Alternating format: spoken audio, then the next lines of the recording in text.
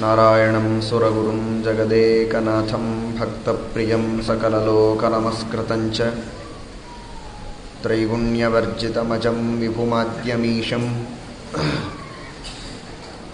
ವಂದೇ ಭವಘ್ನಮರಾಸುರಸಿದ್ಧವಂದ್ಯಂ ನಾರಾಯಣಂ ನಮಸ್ಕೃತ್ಯ ನರಂ ಚೈವ ನರೋತ್ತಮಂ ದೇವೀಂ ಸರಸ್ವತೀಂ ವ್ಯಾಸಂ ತತೋ ಜಯಮುದೀರಯೇತ್.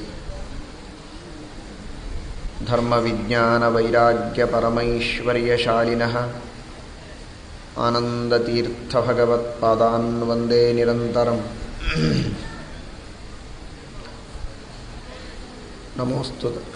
ನಮೋಸ್ತು ತಾತ್ವಿಕಾ ದೇವಾಃ ವಿಷ್ಣುಭಕ್ತಿಪರಾಯಣಾಃ ಧರ್ಮಮಾರ್ಗೇ ಪ್ರೇರಯಂತು ಭವಂತಃ ಸರ್ವ ಏವ ಹಿ.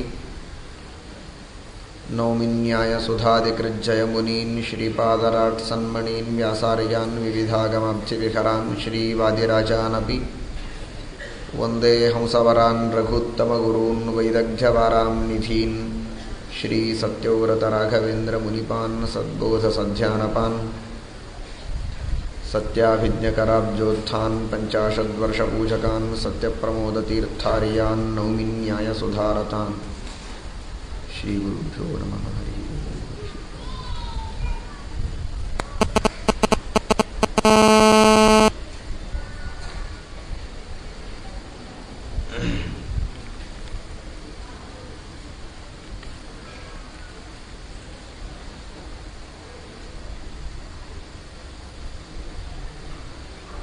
ಶ್ರೀಮನ್ಮಹಾಭಾರತದ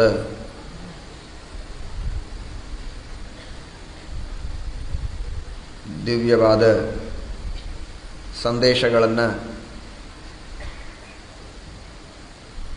ಪ್ರತಿಯೊಂದು ಪರ್ವಗಳಲ್ಲಿಯೂ ಪ್ರತಿ ಅಧ್ಯಾಯಗಳಲ್ಲಿ ಪ್ರತಿಯೊಂದು ಶ್ಲೋಕಗಳಲ್ಲಿಯೂ ಕೂಡ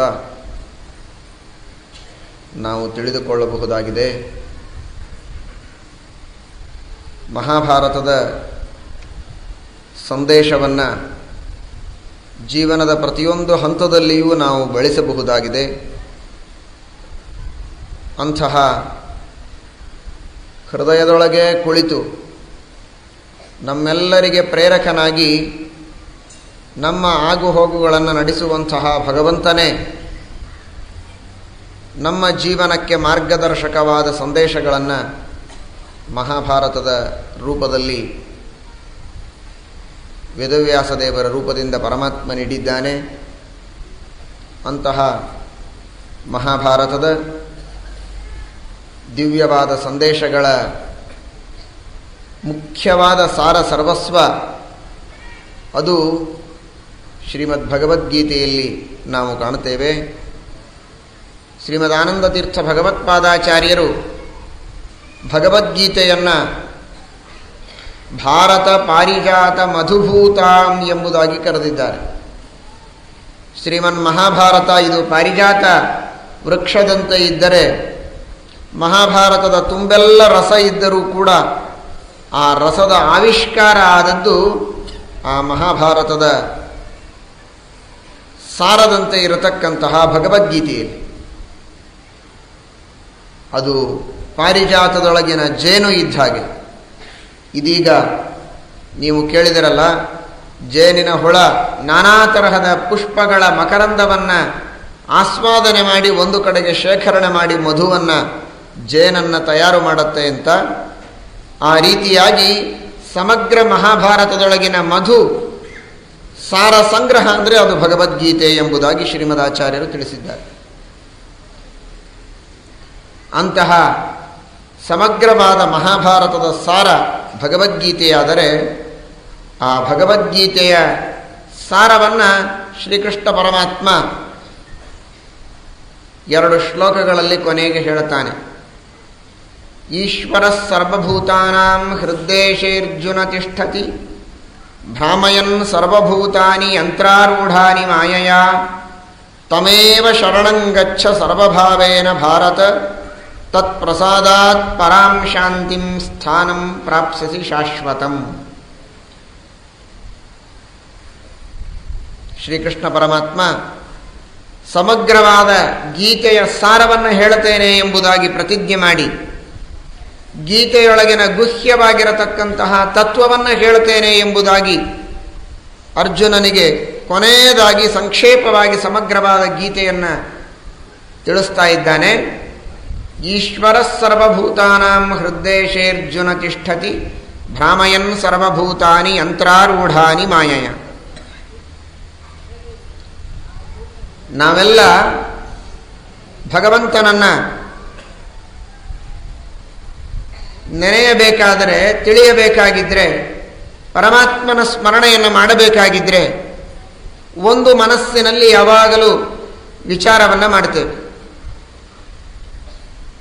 ಭಗವಂತನನ್ನು ನೆನೆಯುವಾಗ, ಪರಮಾತ್ಮನಿಗೆ ನಾವು ಕರೆ ಕೊಡುವಾಗ ನಾವು ಮಾಡಿರತಕ್ಕಂತಹ ಪ್ರಾರ್ಥನೆಯನ್ನು ಪರಮಾತ್ಮ ಚೆನ್ನಾಗಿ ಅರ್ಥ ಮಾಡಿಕೊಂಡಿದ್ದಾನೋ ಇಲ್ಲವೋ ಅನ್ನುವಂತಹ ಒಂದು ಸಂದೇಹ ಸಾಮಾನ್ಯ ಮನುಷ್ಯನಿಗೆ ಬರ್ತದೆ. ನಾವು ಮಾಡಿದ ಪ್ರಾರ್ಥನೆ ದೇವರಿಗೆ ಕೇಳಿಸಿದೆಯೋ, ತಿಳಿದಿದೆಯೋ, ಅರ್ಥವಾಗಿದೆಯೋ, ನಾನು ಮಾಡಿದಂತಹ ಪ್ರಾರ್ಥನೆ ಎಷ್ಟು ಭಕ್ತಿಯಿಂದ ಮಾಡಿದರೂ ಕೂಡ, ಎಷ್ಟು ಬಾರಿ ಪ್ರಾರ್ಥನೆ ಮಾಡಿದರೂ ಕೂಡ ನನಗೆ ಯಾಕೆ ಇನ್ನೂ ಫಲ ಸಿಕ್ಕಿಲ್ಲ, ಪ್ರಾಯ ನನ್ನ ಪ್ರಾರ್ಥನೆ ಭಗವಂತನಿಗೆ ಮುಟ್ಟಿರಲಿಕ್ಕಿಲ್ಲ, ಅವನಿಗೆ ಅರ್ಥವಾಗಿರಲಿಕ್ಕಿಲ್ಲ ಅಂತ ತಿಳಿತಾನೆ. ಅದಕ್ಕೆ ಕೃಷ್ಣ ಅಂದ, ಈಶ್ವರ ಸರ್ವಭೂತಾನಾಂ ಹೃದ್ದೇಶೇ ಅರ್ಜುನ ತಿಷ್ಠತಿ ಭ್ರಾಮಯನ್ ಸರ್ವಭೂತಾನಿ ಯಂತ್ರಾರೂಢಾನಿ ಮಾಯಯ.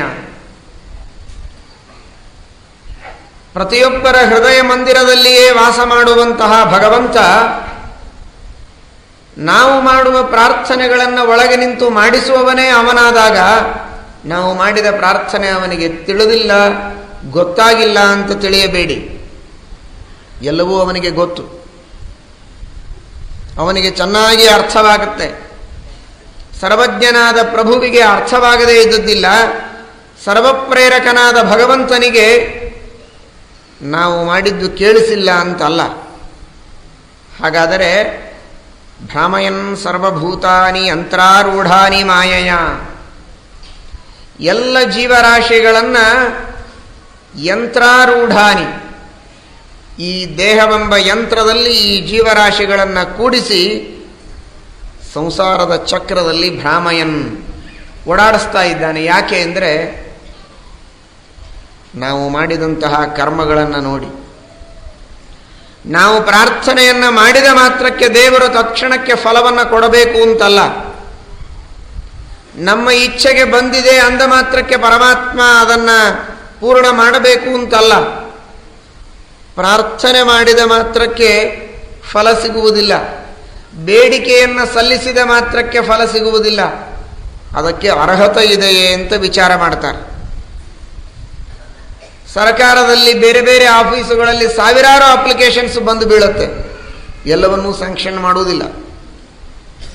ಯಾರು ಅಪ್ಲಿಕೇಶನ್ ಹಾಕಿದ್ದಾರೆ ಅವರಿಗೆ ಇದನ್ನು ಕೇಳುವುದಕ್ಕೆ ಅರ್ಹತೆ ಇದೆಯೇ ಅಂತ ವಿಚಾರ ಮಾಡ್ತಾರೆ. ಅರ್ಹತೆ ಇದೆ ಅಂತ ಖಾತ್ರಿಯಾದರೆ ಮಾತ್ರ ಅದಕ್ಕೆ ತಮ್ಮ ಒಪ್ಪಿಗೆಯನ್ನು ಕೊಡ್ತಾರೆ, ಇಲ್ಲದೇ ಇದ್ರೆ ಇಲ್ಲ. ಅಥವಾ ಅಂಗಡಿಯಲ್ಲಿ ಹೋಗಿ ನನಗೆ ನೂರಾರು ಪದಾರ್ಥಗಳನ್ನು ಬೇಕು ಅಂತ ಯಾದಿ ಕೊಟ್ಟ ಮಾತ್ರಕ್ಕೆ ಪದಾರ್ಥಗಳನ್ನು ಕೊಡುವುದಿಲ್ಲ. ಆ ಯಾದಿಯನ್ನು ಕೊಟ್ಟಂತಹ ವ್ಯಕ್ತಿಯನ್ನು ನೋಡ್ತಾರೆ, ಇವನಿಗೆ ಇಷ್ಟೆಲ್ಲ ಹಣ ಕೊಟ್ಟು ತೆಗೆದುಕೊಳ್ಳುವ ಯೋಗ್ಯತೆ ಇದೆಯೋ ಇಲ್ಲವೋ ಅಂತ ವಿಚಾರ ಮಾಡ್ತಾರೆ. ಉಟ್ಕೊಳ್ಳಿಕ್ಕೆ ಸರಿಯಾದ ಬಟ್ಟೆ ಇಲ್ಲ, ಹೊರಕು ಚಿಂದಿ ಉಟ್ಕೊಂಡಿದ್ದಾನೆ, ಗತಿ ಇಲ್ಲ ತನಗೆ.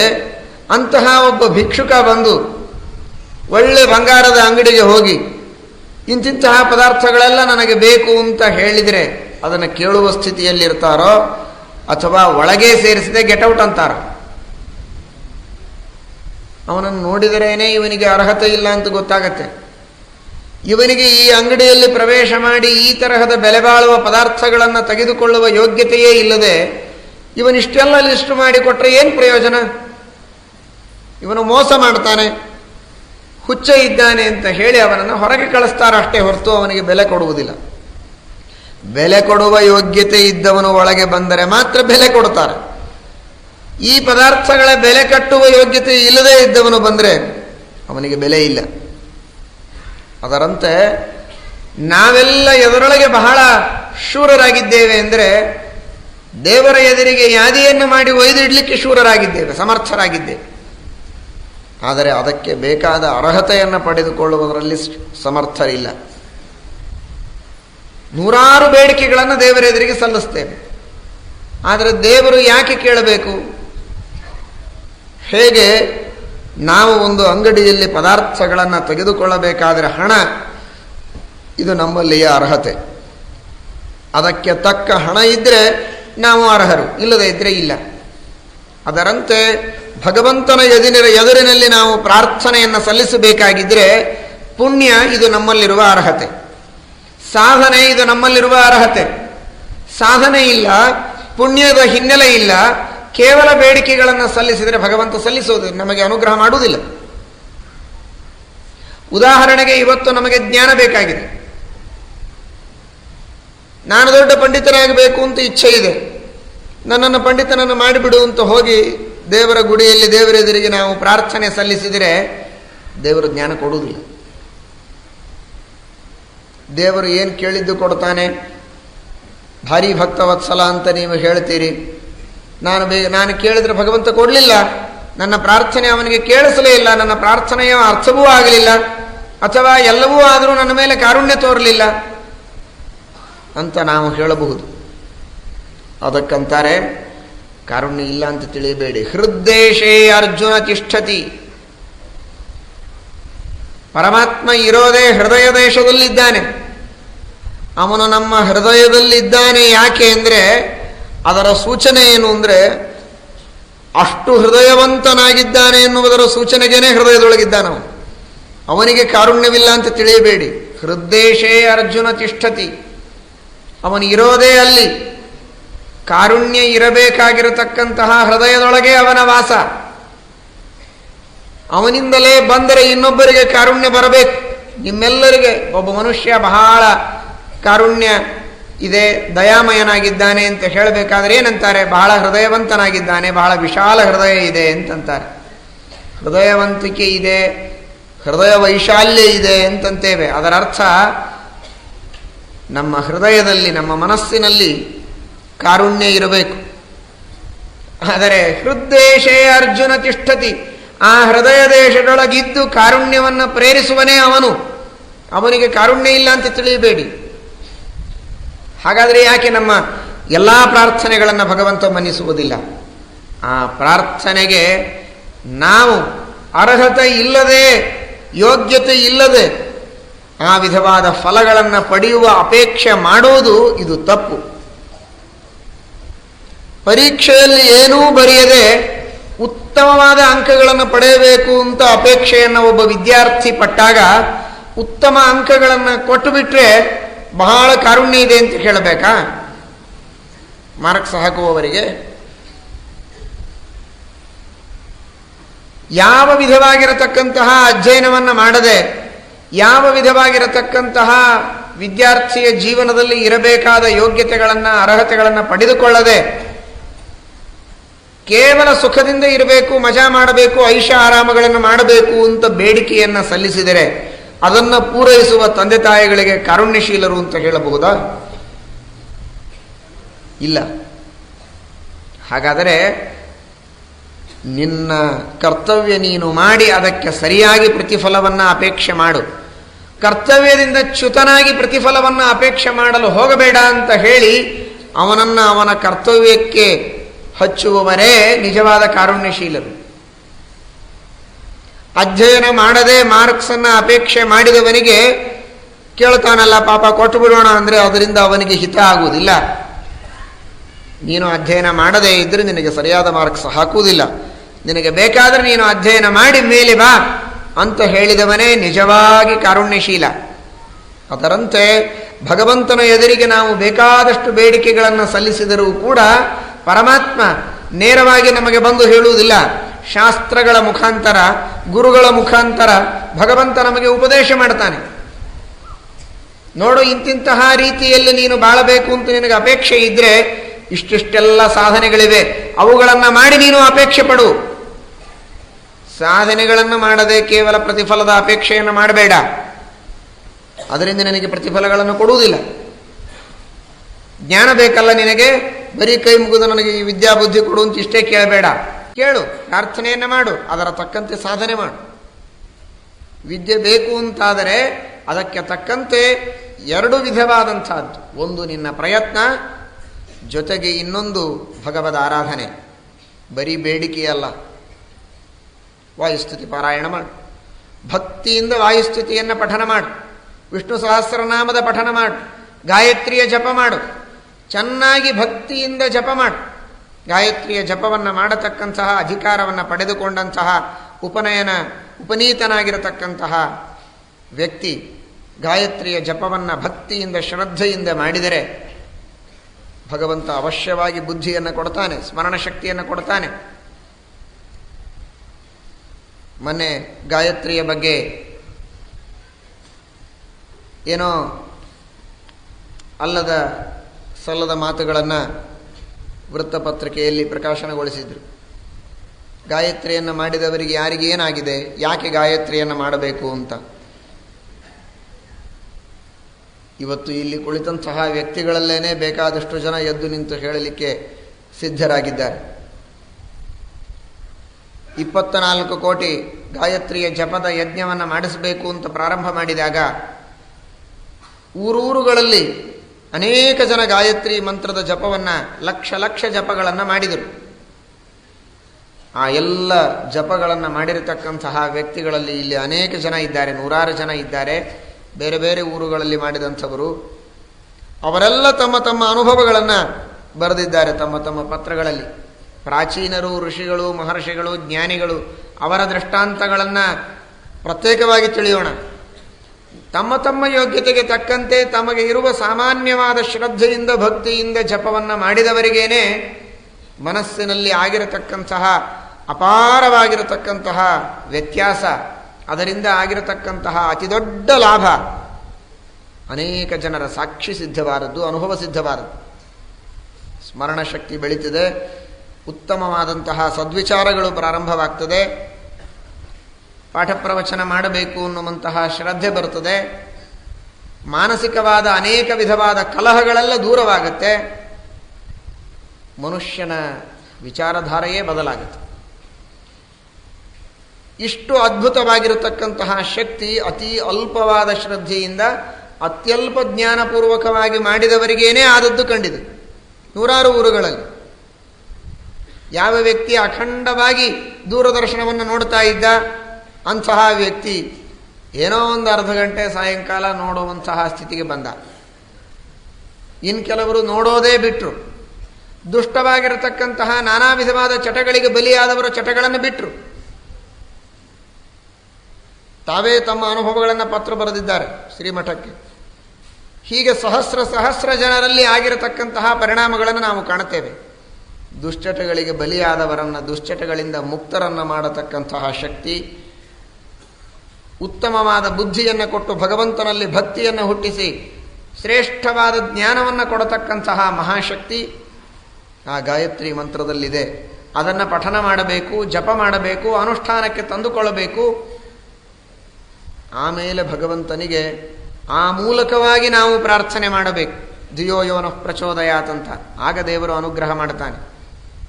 ಅದು ಬಿಟ್ಟು ಯಾವುದನ್ನೂ ನಾವು ಸಾಧನೆ ಮಾಡದೆ ಕೇವಲ ನನಗೆ ಬುದ್ಧಿ ಕೊಡು ಅಂತ ಇಷ್ಟನ್ನೇ ಕೇಳಿದ ಮಾತ್ರಕ್ಕೆ, ಅಥವಾ ಗಾಯತ್ರಿಯ ಮಂತ್ರದ ಜಪವನ್ನು ಮಾಡುವ ಅಧಿಕಾರ ಇಲ್ಲದೇ ಇದ್ದಾಗ ಸ್ತ್ರೀಯರಾಗಲಿ ಇನ್ನಿತರರಾಗಲಿ ಭಗವಂತನನ್ನು ಭಕ್ತಿಯಿಂದ ಅನೇಕ ವಿಧವಾದ ದೇವರ ನಾಮಗಳಿಂದ ಭಜಿಸಿ ಸ್ತುತಿಸಿ ಹಾಡಿ ಕೊಂಡಾಡಿ ಅವನನ್ನು ಸ್ಮರಿಸಿದಾಗ, ಧ್ಯಾನ ಮಾಡಿದಾಗ, ಅಖಂಡವಾಗಿ ಪಾರಾಯಣ ಮಾಡಿ, ವಿಶೇಷವಾಗಿ ತಮಗೆ ವಿಹಿತವಾದಂತಹ ಕೃಷ್ಣ ಮಂತ್ರಾದಿಗಳ ಜಪವನ್ನು ಮಾಡಿ ಕೈ ಮುಗಿದು ದೇವರಿಗೆ ಕೇಳಿದರೆ ದೇವರು ಫಲ ಕೊಡಲೇಬೇಕು. ಅಷ್ಟು ಭಕ್ತಿಯಿಂದ ಮಂತ್ರಾರ್ಥ ಜ್ಞಾನಪೂರ್ವಕವಾಗಿ ಶ್ರದ್ಧೆಯಿಂದ ಜಪ ಮಾಡಿದಾಗ ಕೈಯಲ್ಲಿ ಬೇಕಾದಷ್ಟು ಹಣ ತೆಗೆದುಕೊಂಡು ಹೋಗಿ ಮುಂದಿಟ್ಟು ಈ ಪದಾರ್ಥವನ್ನು ನನಗೆ ಕೊಡು ಅಂತ ಕೇಳಿದರೆ ಯಾವ ವ್ಯಕ್ತಿ ತಾನೇ ಇಲ್ಲ ಅಂತ ಹೇಳಲಿಕ್ಕೆ ಸಾಧ್ಯ? ಏನು ಕಾರಣ ಕೊಡಬೇಕು? ಯಾವ ಕಾರಣವನ್ನೂ ಕೊಡಲಿಕ್ಕೆ ಕಾರಣ ಇಲ್ಲ. ಹಣ ತಂದಿದ್ದಾನೆ, ಪದಾರ್ಥಗಳನ್ನು ಕೇಳ್ತಾ ಇದ್ದಾನೆ ಅಂದಮೇಲೆ ಕೊಡುವುದು ನನ್ನ ಕರ್ತವ್ಯ ಅಂತಾನೆ ಕೊಡ್ತಾನೆ, ಅಷ್ಟೇ. ಹಾಗೆ ನಾವು ಪುಣ್ಯವನ್ನು ಸಂಪಾದನೆ ಮಾಡಿ ಆ ಪುಣ್ಯಕ್ಕೆ ಪ್ರತಿಫಲವಾಗಿ ಭಗವದ್ ಅನುಗ್ರಹವನ್ನು ಯಾಚನೆ ಮಾಡಿದರೆ ದೇವರು ಅವಶ್ಯವಾಗಿ ಕೊಡ್ತಾನೆ. ಹೊರತು ನಮ್ಮ ಪ್ರಾರ್ಥನೆ ಅವನಿಗೆ ಕೇಳಿಸಿಲ್ಲ ಅಂತ ಬಿಡೋದಿಲ್ಲ ಅಂತ ತಿಳ್ಕೋಬೇಡಿ. ಅರ್ಹತೆ ಇಲ್ಲ ಅಂತ ಬಿಟ್ಟಿರ್ತಾನೆ. ಈಶ್ವರ ಸರ್ವಭೂತಾನ ಹೃದ್ದೇಶೇ ಅರ್ಜುನ ತಿಷ್ಠತಿ. ಆದರೆ ಮಾಯೆಯ ಭ್ರಾಮಯನ್, ಬೇಕು ಅಂತ ತನ್ನ ಇಚ್ಛೆಯಿಂದಲೇ ನಮ್ಮನ್ನು ಸುತ್ತಾಡಿಸ್ತಾ ಇರ್ತಾನೆ ಅಷ್ಟೇ. ಅದು ಇಚ್ಛಾಪೂರ್ವಕವಾಗಿ ಅಜ್ಞಾನಪೂರ್ವಕವಾಗಿ ಅಲ್ಲ. ಎಷ್ಟು ಜೀವರಾಶಿಗಳು, ಅನಂತಾನಂತ ಜೀವರಾಶಿಗಳಿದ್ದಾರೆ. ಅಷ್ಟೆಲ್ಲ ಜೀವರಾಶಿಗಳು ಮಾಡಿರತಕ್ಕಂತಹ ಕರ್ಮಗಳನ್ನು ತಿಳಿದುಕೊಂಡು ಅವುಗಳಿಗೆಲ್ಲ ಫಲವನ್ನು ಕೊಡುವುದಕ್ಕೆ ಎಲ್ಲಿ ಆಗಬೇಕು? ಅಷ್ಟೆಲ್ಲ ಮಾಡುವುದರೊಳಗೆ ಕೆಲವು ಮರೆತಿರಬೇಕು ಪಾಪ. ಅದರೊಳಗೆ ನಾನೊಬ್ಬ ಸೇರಿಕೊಂಡಿರಬೇಕು ಅಂತ ತಿಳಿಯಬಾರದು. ಮಾಯೆಯ ಅಂತಾನೆ ಕೃಷ್ಣ ಪರಮಾತ್ಮ. ಭ್ರಾಮಯನ್ ಸರ್ವಭೂತಾನಿ ಯಂತ್ರಾರೂಢಾನಿ ಮಾಯೆಯ. ನನ್ನ ಇಚ್ಛೆಯಿಂದ ಬುದ್ಧಿಪೂರ್ವಕವಾಗಿ ನಾನು ಮಾಡ್ತೇನೆ. ಮಾಯಾ ಅನ್ನುವ ಶಬ್ದಕ್ಕೆ ಇಚ್ಛೆ ಅಂತ ಅರ್ಥ ಇದೆ. ಮಹಾಮಾಯೇತ್ಯವಿದ್ಯೇತಿ ಪ್ರಕೃತಿರ ಮೋಹಿನೀತಿ ಚ ತವೇಚ್ಛಾನಂತ ಕಥ್ಯತೆ. ಭಗವಂತ ತನ್ನ ಇಚ್ಛೆಯಿಂದ ಬುದ್ಧಿಪೂರ್ವಕವಾಗಿ ಅವರವರ ಯೋಗ್ಯತೆಗೆ ತಕ್ಕಂತೆ ಮಾಡ್ತಾನೆ. ಅವರವರ ಕರ್ಮಗಳನ್ನು ನೋಡಿ ಮಾಡ್ತಾನೆ, ಹೊರತು ಹಾಗೆ ಮಾಡುವುದಿಲ್ಲ. ಆದ್ದರಿಂದ ನಾವು ಪುಣ್ಯ ಸಂಪಾದನೆ ಮಾಡಿ ಭಗವಂತನಲ್ಲಿ ಕೇಳಲಿಕ್ಕೆ ಹೋಗಬೇಕು. ಅದಕ್ಕಾಗಿ ಶ್ರೀಮದ್ ಆಚಾರ್ಯರು ಹೇಳಿದರು, ಉನ್ನತ ಪ್ರಾರ್ಥಿತಾಶೇಷ ಸಂಸಾಧಕಂ. ಪರಮಾತ್ಮನನ್ನ ಉನ್ನತ ಪ್ರಾರ್ಥಿತಾಶೇಷ ಸಂಸಾಧಕಂ ಅಂದರು. ದೊಡ್ಡವರು ಪ್ರಾರ್ಥನೆ ಮಾಡಿದರೆ ದೇವರು ಮನ್ನಿಸ್ತಾನಂತೆ. ದೊಡ್ಡವರ ಮೂಲಕ ಪ್ರಾರ್ಥನೆ ಮಾಡಿಸಬೇಕಂತೆ. ಯಾಕೆ? ಅದಕ್ಕೆ ಕಾರಣ ಇದೆ. ಅವರು ಆ ಅರ್ಹತೆಯನ್ನು ಪಡೆದುಕೊಂಡಿರ್ತಾರೆ. ಒಬ್ಬ ದೊಡ್ಡ ಅಧಿಕಾರಿಯ ಹತ್ತಿರ ನಾವು ಹೋದಾಗ ನಮಗೇನಾದರೂ ಕೆಲಸ ಮಾಡಬೇಕಾಗಿದ್ದರೆ ಅವನಿಗೆ ನೇರವಾದ ಹತ್ತಿರದ ಅಧಿಕಾರಿಗಳು ಯಾರೋ ಅವರ ವಶೀಲಿ ಹಚ್ಚಿ, ಅವನಿಗೆ ಅತ್ಯಂತ ಪ್ರಿಯರಾರೋ ಅವರ ಮೂಲಕ ನಾವು ಹೋದರೆ ಕೆಲಸವಾಗುತ್ತೆ, ಇಲ್ಲದೇ ಇದ್ರೆ ಇಲ್ಲ. ಅದರಂತೆ ಭಗವಂತ ನಮ್ಮ ಕೆಲಸವನ್ನು ಮಾಡಿಕೊಡಬೇಕಾಗಿದ್ದರೆ ಆ ಪರಮಾತ್ಮನಿಗೆ ಅತ್ಯಂತ ಪ್ರಿಯರಾಗಿರತಕ್ಕಂಥವರು ಯಾರೋ, ಪರಮಾತ್ಮನಿಗೆ ಬೇಕಾದ ಕರ್ಮಗಳನ್ನು ಮಾಡಿ ಅವನನ್ನು ಸಂತೋಷಪಡಿಸಿದವರು ಯಾರೋ ಅವರ ಮೂಲಕವಾಗಿ ಹೋದರೆ ಬೇಗನೆ ಕೆಲಸವಾಗುತ್ತೆ. ಯಾಕೆಂದರೆ ಅವರು ಪೂರ್ಣ ಅರ್ಹತೆಯನ್ನು ಪಡೆದುಕೊಂಡಿರ್ತಾರೆ. ಬೇಕಾದಷ್ಟು ಧ್ಯಾನವನ್ನು ಮಾಡಿ, ಜಪ ಮಾಡಿ, ಸತ್ಕರ್ಮಗಳನ್ನು ಮಾಡಿ ಉತ್ತಮವಾಗಿರತಕ್ಕಂತಹ ಅರ್ಹತೆಯನ್ನು ಪಡೆದುಕೊಂಡು ಅವರು ಒಂದು ಮಾತು ದೇವರ ಎದುರಿಗೆ ಅಂದ್ರೆ ಸಾಕು. ಕೆಲವು ಸಲ ನಮಗೆಲ್ಲ ಅನಿಸ್ತದೆ, ಬೇಕಾದಷ್ಟು ನಾವು ಪಾರಾಯಣಗಳನ್ನು ಮಾಡಿ, ಯಜ್ಞಯಾಗಾದಿಗಳನ್ನು ಮಾಡಿ, ಬೇಕಾದಷ್ಟು ಪ್ರಾರ್ಥನೆಯನ್ನು ಮಾಡಿದರೂ ಆಗದೇ ಇದ್ದಂತಹ ಕೆಲಸ ದೊಡ್ಡವರು ಮನಸ್ಸು ಮಾಡಿ ದೇವರ ಎದುರಿಗೆ ಕೈ ಮುಗಿದು ಕೇಳಿಬಿಟ್ರೆ ಸಾಕು, ಅದು ಆಗಿ ಹೋಗಿಬಿಡ್ತದಲ್ಲ. ಯಾಕೆ? ಅದಕ್ಕೆ ಕಾರಣ ಇದೆ. ಅವರು ಆ ಸಂದರ್ಭದಲ್ಲಿ ಬರೀ ದೇವರ ಎದುರಿಗೆ ಒಂದು ಪ್ರಾರ್ಥನೆ ಮಾಡಿದ ಹಾಗೆ ನಮಗೆ ಕಾಣಿಸ್ತದೆ. ಆದರೆ ಅದರ ಹಿಂದೆ ಬೇಕಾದಷ್ಟು ಪುಣ್ಯದ ಸಾಧನೆ ಅವರಲ್ಲಿ ಮಡುಗಟ್ಟಿ ನಿಂತಿರುತ್ತದೆ. ಅಂತಹ ಮಹಾನುಭಾವರು, ಮಹನೀಯರು, ಜ್ಞಾನಿಗಳು ನಮ್ಮ ಸಲವಾಗಿ ಒಂದು ಮಾತಾಡಿದರೆ ಸಾಕು, ದೇವರ ಹತ್ರ ನಮ್ಮ ಉದ್ಧಾರವಾಗಿ ಹೋಗುತ್ತೆ. ಇಲ್ಲದೆ ಇದ್ರೆ ಇಲ್ಲ. ಅದಕ್ಕಾಗಿ ರಾಘವೇಂದ್ರ ಸ್ವಾಮಿಗಳು ಹೇಳಿದರು, ಹನುಮಂತ ದೇವರು ನಮ್ಮೆಲ್ಲರ ಸಲವಾಗಿ ಕೇಳ್ತಾರೆ. ಆದರೆ ಹನುಮಂತ ದೇವರು ಸುಮ್ಮನೆ ಕೇಳುವುದಿಲ್ಲ. ನಾವು ಅವರ ಹತ್ರ ಸಾಕಷ್ಟು ಭಕ್ತಿಯಿಂದ ಸೇವೆಯನ್ನು ಮಾಡಿ ಅವರ ಪಾದಕ್ಕೆ ಬಿದ್ದು ಅವರ ಶಾಸ್ತ್ರಗಳನ್ನು ಓದಿದಾಗ ನಮ್ಮ ಪರವಾಗಿ ಹನುಮಂತ ದೇವರು ಕೇಳ್ತಾರೆ. ದೀನಂ ದೂನಂ ಅನಾಥಂ ಶರಣಾಗತಂ ಏನಂ ಉದ್ಧರ. ಅನಾಥನಾದ, ದೀನನಾದ, ಶರಣಾಗತನಾದ ಈ ಭಕ್ತನನ್ನು ನೀನು ಉದ್ಧಾರ ಮಾಡು. ಇಷ್ಟು ಹನುಮಂತ ದೇವರ ಕಡೆಯಿಂದ ಅನಿಸಿಕೊಳ್ಳೋದಕ್ಕೆ ನಮ್ಮ ಎಷ್ಟೋ ಜನ್ಮಗಳ ಸಾಧನೆ ಬೇಕು. ಅಷ್ಟವರು ಒಂದು ಸಲ ಅಂದ್ರುದ್ರೆ ಮುಗಿದೋಯ್ತು, ಭಗವಂತ ಉದ್ಧಾರ ಮಾಡ್ತಾನೆ.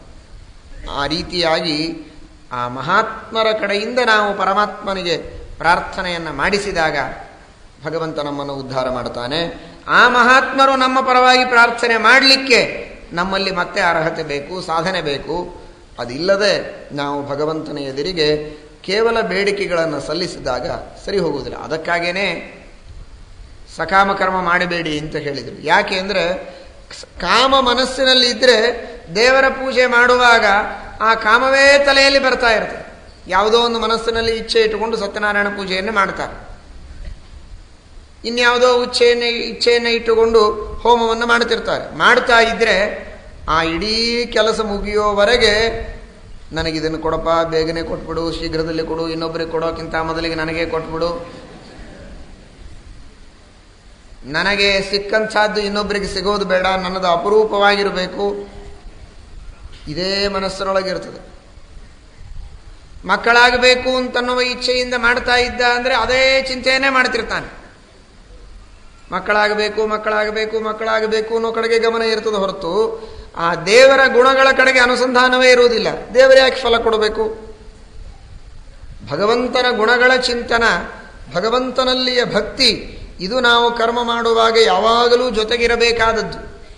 ಅದಕ್ಕಾಗಿ ಕೃಷ್ಣ ಪರಮಾತ್ಮ ಭಗವದ್ಗೀತೆಯಲ್ಲಿ ಹೇಳುವಾಗ ಉಳಿದದ್ದನ್ನೆಲ್ಲ ಹೇಳಿದ. ಬ್ರಹ್ಮಾರ್ಪಣಂ ಬ್ರಹ್ಮಹವಿಹಿ ಬ್ರಹ್ಮಾಗ್ನೌ ಅಂತೆಲ್ಲ ಹೇಳ್ತಾ ಬ್ರಹ್ಮ ಕರ್ಮ ಸಮಾಧಿನ ಅಂತ ಹೇಳಿದ. ಹವಿಸ್ಸು ಭಗವದಧೀನ, ಅರ್ಪಣ ಭಗವದಧೀನ, ಕರ್ತ ಭಗವದಧೀನ ಅಂತ ಹೇಳಿ ಕರ್ಮವೂ ಭಗವದಧೀನ ಅಂತ ಹೇಳಬೇಕಾಗಿತ್ತು. ಆದರೆ ಕರ್ಮ ಭಗವದಧೀನ ಅಂತ ಹೇಳಿ ಸಮಾಧಿಯೂ ಭಗವದಧೀನ ಅಂತ ಪ್ರತ್ಯೇಕವಾಗಿ ಹೇಳಿಲ್ಲ. ಸಮಾಧಿನ ಸಹಿತಂ ಕರ್ಮ ಭಗವದಧೀನಂ ಅಂದ. ಹೀಗ್ಯಾಕೆ ಬರದ ಅಂದರೆ ರಾಘವೇಂದ್ರ ಸ್ವಾಮಿಗಳು ಅದಕ್ಕೆ ಅರ್ಥ ಬರೀತಾರೆ. ಕರ್ಮ ಇದು ಸಮಾಧಿ ಇಲ್ಲದೆ ಮಾಡಲೇಬಾರದು. ಅರ್ಥಾತ್ ಭಗವದ್ಧ್ಯಾನರಹಿತವಾದ, ಭಗವದನುಸಂಧಾನ ರಹಿತವಾದ ಕರ್ಮ ಇರಲೇಬಾರದು. ಅವೆರಡೂ ಯಾವಾಗಲೂ ಜೊತೆಗೇ ಇರಬೇಕು. ಯಾವಾಗಲೂ ಜೊತೆಗೇ ಇರಬೇಕು ಅನ್ನುವುದನ್ನು ಸೂಚನೆ ಮಾಡುವುದಕ್ಕಾಗಿ ದೇವರು ಅದನ್ನು ಹವಿಸ್ಸನ್ನ, ಕರ್ತೃವನ್ನ, ಉಳಿದದ್ದನ್ನ ಬಿಡಿ ಬಿಡಿಯಾಗಿ ಹೇಳಿದ. ಆದರೆ ಧ್ಯಾನವನ್ನು ಮಾತ್ರ ಒಂದೇ ಶಬ್ದದಲ್ಲಿ, ಅರ್ಥಾತ್ ಅದಕ್ಕೆ ಪ್ರತ್ಯೇಕವಾಗಿ ಬ್ರಹ್ಮ ಶಬ್ದವನ್ನು ಇಡದೆ ಸಮಾಧಿನ ಸಹಿತಂಕರ್ಮ ಬ್ರಹ್ಮಾಧೀನಂ ಅಂತ ಹೇಳಿದ. ಯಾವಾಗಲೂ ಧ್ಯಾನಪೂರ್ವಕವಾಗಿ ಅನುಸಂಧಾನಪೂರ್ವಕವಾಗಿ ಕರ್ಮಗಳನ್ನು ನಾವು ಮಾಡಿದರೆ ಆ ವಿಧವಾದ ಕರ್ಮದಿಂದ ಫಲ ಬರ್ತದೆ ಹೊರತು ಆ ಕಾಮನೆಯ ಚಿಂತೆಯೇ ಮನಸ್ಸಿನೊಳಗಿದ್ದು ನಾವು ಕರ್ಮ ಮಾಡಿದರೆ, ಅದು ಕೆಲವರದೆಲ್ಲ ಕಥೆ ಹೇಳ್ತಾರಲ್ಲ, ಮಕ್ಕಳಾಗಿಲ್ಲ ಏನಿಲ್ಲ, ಇನ್ನೂ ಪೂಜೆ ಮಾಡ್ತಾ ಇದ್ದಾನೆ, ಸತ್ಯನಾರಾಯಣ ಪೂಜೆ ಮಾಡ್ತಾ ಇದ್ದಾನೆ, ಹೋಮ ಮಾಡ್ತಾ ಇದ್ದಾನೆ, ಜಪ ಮಾಡ್ತಾ ಇದ್ದಾನೆ, ಆಗಲೇ ವಿಚಾರ ಮಕ್ಕಳಾದ ಹಾಗೆ, ತಾನು ಆಟಾಡಿಸಿದ ಹಾಗೆ, ಆ ಮಗು ಯಾವುದಕ್ಕಾಗಿಯೋ ಅತ್ತಂತೆ, ಹೆಂಡತಿ ಕೊಡದೇ ಇದ್ದಂತೆ, ತಾನು ಅವಳನ್ನು ಬೈದಂತೆ, ಇದೆಲ್ಲ ವಿಚಾರ ಮಾಡ್ತಾ ಕುಳಿತಿದ್ದಂತೆ ಒಬ್ಬ ವ್ಯಕ್ತಿ. ಹೀಗೆ ಯಾವುದೋ ವಿಚಾರದಲ್ಲಿ ಇವನು ಕರ್ಮ ಮಾಡಿದರೆ ದೇವರು ಯಾಕೆ ಫಲ ಕೊಡಬೇಕು ಹೇಳಿ? ಅದಕ್ಕಾಗಿ ಆ ವಿಧವಾದ ಕರ್ಮದ ಹಿನ್ನೆಲೆಯಲ್ಲಿ ಸಮಾಧಿ, ಧ್ಯಾನ ಇದು ಇಲ್ಲದೇ ಇದ್ದರೆ ಅವನದೇ ಸಮಾಧಿ ಆಗತ್ತಷ್ಟೆ. ಮಾಡಿದ ಕರ್ಮ ಎಲ್ಲ ವ್ಯರ್ಥವಾಗುತ್ತೆ. ಆ ರೀತಿಯಾದ ಅನುಸಂಧಾನ ರಹಿತವಾಗಿರತಕ್ಕಂತಹ ಕರ್ಮವನ್ನು ನಾವು ಮಾಡಬೇಕಾಗತ್ತೆ ಕಾಮದ ಒತ್ತಡ ಇದ್ದರೆ. ಅದಿಲ್ಲದೆ ಕೇವಲ ಭಗವದ್ ಅನುಗ್ರಹದ ಕಾಮನೆಯಿಂದ ನಾವು ಕರ್ಮಗಳನ್ನು ಮಾಡ್ತಾ ಇದ್ದರೆ ನಮ್ಮ ಮನಸ್ಸು ನಿಜವಾಗಿ ಭಗವಂತನ ಕಡೆಗೆ ಹೋಗುತ್ತೆ. ಆಗ ನಮಗೆ ಸಿಗಬೇಕಾದದ್ದು ಸಿಗತ್ತೆ. ಅಡಿಗೆಯನ್ನು ಮಾಡ್ತಾ ಇರುವಾಗ ಆ ಅಡಿಗೆ ಮಾಡತಕ್ಕಂತಹ ವ್ಯಕ್ತಿಗೆ ಹಣದ ಬಗ್ಗೆ ಗಮನ ಇರಬಾರ್ದು. ಬರೀ ನಾನು ಹಣ ಪಡೆದುಕೊಳ್ಳಬೇಕು, ಈ ಅಡುಗೆಗೆ ನನಗಿಷ್ಟು ಹಣ ಕೊಡುತ್ತಾರೆ, ನಾನಿಷ್ಟು ಹಠ ಮಾಡಿ ಇಸ್ಕೊಳ್ಬೇಕು, ಏನೇನೋ ಚಿಂತೆ ಮಾಡ್ತಾ ಅವನು ಅಡಿಗೆ ಮಾಡ್ತಾ ಇದ್ದ ಅಂದರೆ ದುಡ್ಡಿನ ಕಡೆಗೇ ಗಮನ ಇತ್ತು ಅಂತಾದರೆ, ಇನ್ನೇನೋ ವಿಚಾರ ಮಾಡ್ತಾ ಮಾಡಿದೆ ಅಂದರೆ ಅಡಿಗೆ ಕೆಡಿಸಿಬಿಡ್ತಾನೆ.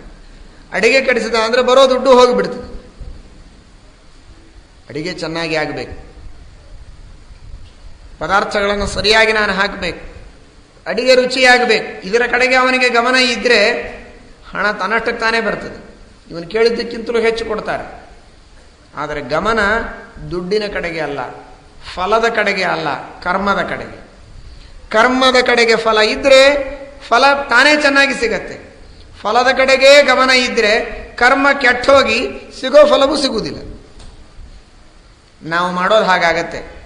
ನಾವೆಲ್ಲ ಮಾಡುವಂತಹ ಸಕಾಮ ಕರ್ಮಗಳು ಹೇಗಿರ್ತದೆ ಅಂತಂದರೆ, ಕಾಮದ ಕಡೆಗೇನೆ ನಮಗೆ ಯಾವ ಅಪೇಕ್ಷೆಯಿಂದ ನಾವು ಕರ್ಮ ಮಾಡ್ತಾ ಇರ್ತೇವೆ ಅದರ ಕಡೆಗೇನೇ ಗಮನ ಇಟ್ಟು ಕರ್ಮ ಮಾಡಿ ಕರ್ಮವನ್ನು ಕೆಡಿಸಿಬಿಡ್ತೇವೆ. ಭಗವದ್ಧ್ಯಾನಪೂರ್ವಕ ಕರ್ಮ ಮಾಡಿದರೆ ನಿಜವಾದ ಕರ್ಮ ಅದು. ಭಗವದ್ಧ್ಯಾನಪೂರ್ವಕವಾಗ ಭಗವಂತನ ಅನುಸಂಧಾನವನ್ನು, ಸರ್ವೋತ್ತಮತ್ವಾದಿಗಳನ್ನು ಚಿಂತನೆ ಮಾಡದೆ ದೇವರೇ ಸರ್ವಸ್ವತಂತ್ರ, ಅದರ ನಂತರದಲ್ಲಿ ಲಕ್ಷ್ಮೀ ವಾಯುದೇವರು ತತ್ವಾಭಿಮಾನಿ ದೇವತೆಗಳೆಲ್ಲ ನಮ್ಮಲ್ಲಿ ನಿಂತು ಪ್ರೇರಣೆ ಮಾಡಿ ಮಾಡಿಸ್ತಾ ಇದ್ದಾರೆ, ಅವರ ಅನುಗ್ರಹದಿಂದ ನಾನು ಮಾಡುತ್ತೇನೆ, ಇದು ಮೂಲಭೂತವಾಗಿರತಕ್ಕಂತಹ ತತ್ವ. ಈ ತತ್ವದ ಅನುಸಂಧಾನ ಇಲ್ಲದೆ ನಾವು ಕರ್ಮಗಳನ್ನು ಮಾಡಿದರೆ ಆ ಕರ್ಮವನ್ನು ಕೆಡಿಸಿದ ಹಾಗೆ. ಸಕ್ಕರೆ ಹಾಕಿ ಪಾಯಸ ಮಾಡುವುದರ ಬದಲು ಸಕ್ಕರೆಯಂತೆ ಕಾಣಿಸಿದೆ ಅಂತ ಹೇಳಿ ಉಪ್ಪು ಹಾಕಿದರೆ ಹೇಗೋ ಹಾಗೆ. ಆ ರೀತಿಯಾಗಿ ಅಡಿಗೆಯನ್ನು ಮಾಡಿದರೆ ಹೇಗೆ 4 ಒದಿಸಿಕೊಂಡು ಹೋಗೋ ಪ್ರಸಂಗ ಬರುತ್ತೆ, ಹಾಗೆ ಯಾವ ವಿಧವಾಗಿರತಕ್ಕಂತಹ ಭಗವತ್ ಸ್ವಾತಂತ್ರ್ಯಾನುಸಂಧಾನಾದಿ ರೂಪವಾದ ಸಕ್ಕರೆಯನ್ನು ಕರ್ಮದಲ್ಲಿ ಹಾಕದೆ ಬರೀ ಕಾಮವೆಂಬ ಉಪ್ಪನ್ನು ನಾವು ಕರ್ಮದಲ್ಲಿ ಹಾಕಿದರೆ ಆ ಕರ್ಮ ಇದು ಹೇಗೆ ಸಫಲವಾದೀತು? ಸಫಲವಾಗುವುದಿಲ್ಲ ಅನ್ನೋದಕ್ಕಾಗಿ ಪರಮಾತ್ಮ ಹಾಗಾದರೆ ಸಫಲವಾಗತ್ತೆ. ಏನು ಸಫಲವಾಗ್ತದೆ? ನಾವು ಯಾವ ಕಾಮದಿಂದ ಕರ್ಮ ಮಾಡಿರ್ತೇವೋ ಅಷ್ಟು ಫಲವನ್ನು ಅಷ್ಟು ದೇವರು ಕೊಟ್ಟು ಕಳಿಸ್ತಾನೆ. ಆ ರೀತಿಯಾಗಿ ಅಲ್ಪವಾಗಿರತಕ್ಕಂತಹ ಫಲವನ್ನು ಕೊಡ್ತಾನೆ.